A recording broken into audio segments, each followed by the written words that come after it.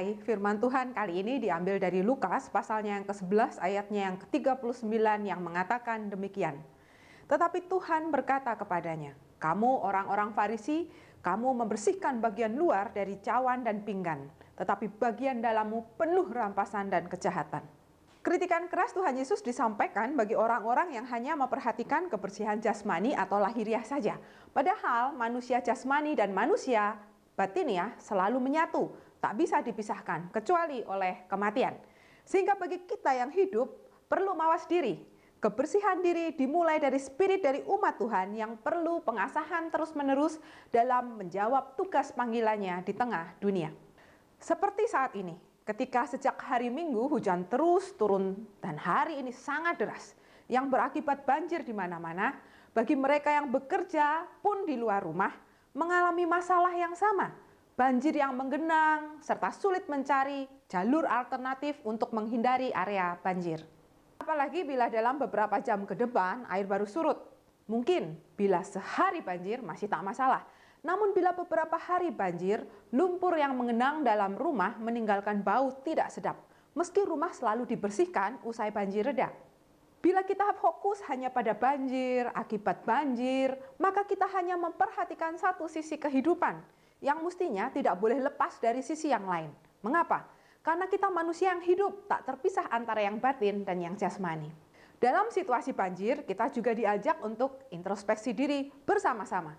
Bukankah air berlebih terkait dengan musim hujan dan pemeliharaan lingkungan yang menjadi tugas dan tanggung jawab kita bersama, bukan hanya pemerintah saja?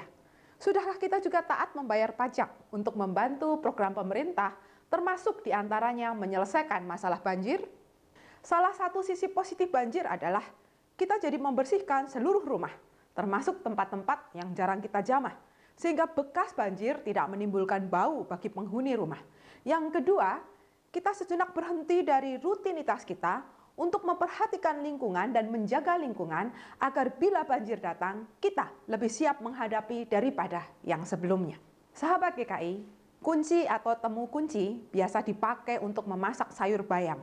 Dalam bahasa Jawa namanya sayur bening. Ternyata manfaat temu kunci ini luar biasa, yaitu sebagai obat alami anti racun yang baik untuk kesehatan tubuh, dapat mengatasi sariawan atau panas dalam, melancarkan buang air seni, serta mengobati masuk angin atau perut kembung. Itulah beberapa manfaat temu kunci. Bagaikan temu kunci, firman Tuhan hari ini mengajak kita untuk membersihkan racun dalam diri kita, bersihkan bagian dalam diri kita sehingga kita dapat hidup dengan sehat. Termasuk cara kita memandang banjir sebagai masalah kita bersama, bukan hanya tugas pemerintah. Maka kita yang hidup ini berkewajiban untuk mengupayakan kebersihan lingkungan secara bersama. Bersih lingkungan kita, sehatlah kita, dan majulah negara kita Indonesia.